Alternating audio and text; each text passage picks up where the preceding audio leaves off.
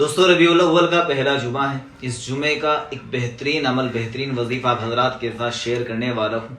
ایک نیت یہ کریں کہ اس جمعے کو کم از کم 100 مرتبہ اللہ کے نبی صلی اللہ علیہ وسلم پر درود پڑھ کر بخشنا ہے۔ زیادہ سے زیادہ 300 دفعہ پڑھے، اور اگر کسی کو اللہ توفیق دے دے تو 1000 مرتبہ درود پاک پڑھے۔ آپ یہ بھی پڑھ سکتے ہیں صلی اللہ علیہ وسلم۔ کیا ملے گا اس پر؟